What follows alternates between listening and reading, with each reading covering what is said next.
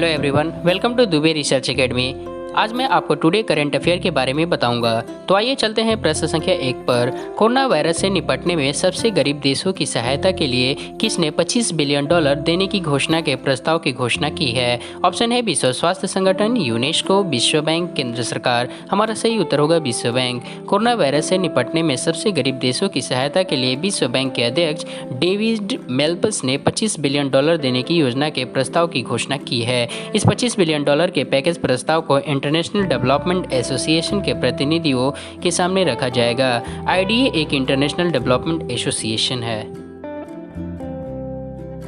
प्रश्न संख्या 2 पर। चीन की कंपनी अलीबाबा ने हांगकांग की हाइपरमार्केट चेन सन आर्ट ग्रुप लिमिटेड में कितने फीसदी हिस्सेदारी खरीदने की घोषणा की है? ऑप्शन है 21%, 34%, 51%, 62%। सही उत्तर होगा 51%। चीन की कंपनी अलीबाबा ने हांगकांग की हाइपरमार्केट चेन सन आर्ट ग्रुप लिमिटेड में 51% हिस्सेदारी खरीदने की घोषणा की है, जिसके लिए कंपनी ने सन आर्ट में $2.6 बिलियन करीब 26,000 करोड़ रुपए का निवेश करने की घोषणा की है। हांगकांग की हाइपरमार्केट चेन सन आर्ट ग्रुप लिमिटेड चीन में 481 हाइपरमार्केट और मिड साइन के 3 सुपरमार्केट का संचालन करती है।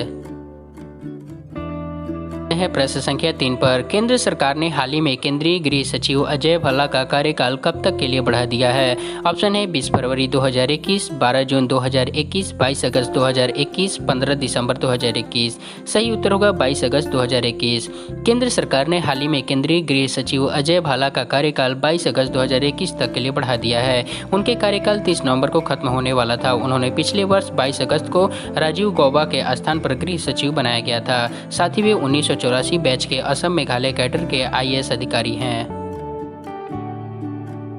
प्रश्न संख्या 4 पर। 20 अक्टूबर को विश्व भर में कौन सा दिवस मनाया गया है? ऑप्शन है विश्व टीबी दिवस, विश्व एड्स दिवस, विश्व विज्ञान दिवस, विश्व ऑस्टियोपोरोसिस दिवस। सही उत्तर होगा विश्व ऑस्टियोपोरोसिस दिवस।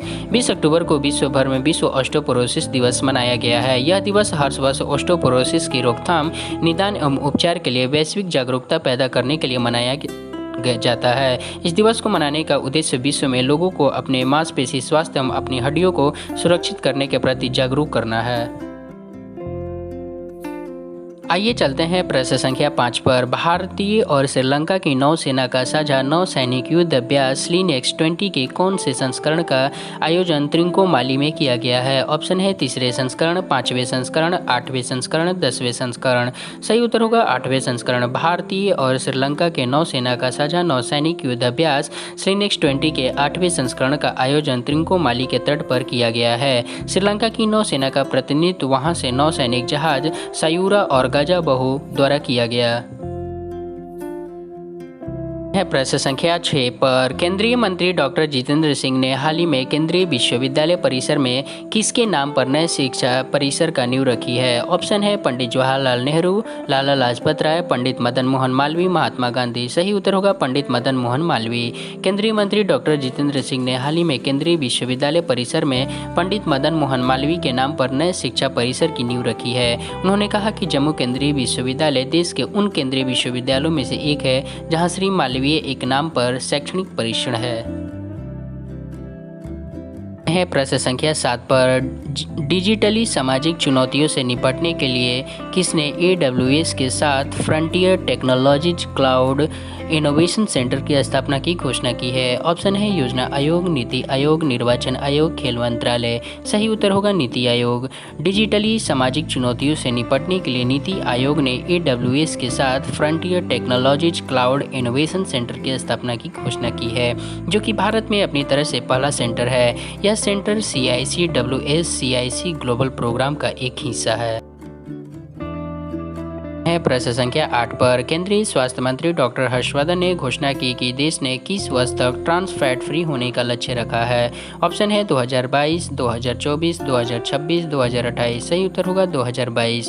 केंद्रीय स्वास्थ्य मंत्री डॉक्टर हर्षवर्धन ने घोषणा की कि देश ने 2022 वर्ष तक ट्रांस फैट फ्री होने का लक्ष्य रखा है। केंद्रीय स्वास्थ्य मंत्री डॉक्टर हर्षवर्धन ने भारतीय खाद्य सुरक्षा और मानक प्राधिकरण द्वारा आयोजित एक कार्यक्रम की अध्यक्षता करते हुए इसकी घोषणा की।